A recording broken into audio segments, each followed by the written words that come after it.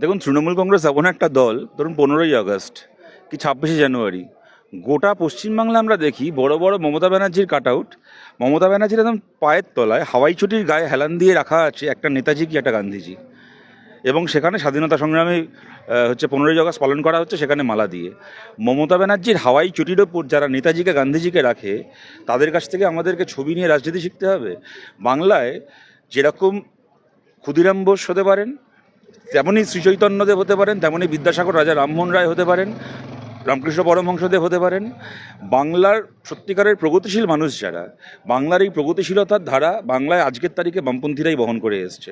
কল্যাণ বন্দ্যোপাধ্যায়দের মতো দল এই বাংলার যে এত শতাব্দীর যে বাংলার রেনেসার ইতিহাস ঐতিহ্য, বাংলার এত শতাব্দীর যে প্রগতিশীলতার ঐতিহ্য, সেগুলো ধ্বংস হয়েছে কল্যাণ ব্যানার্জিদের দলের হাতে।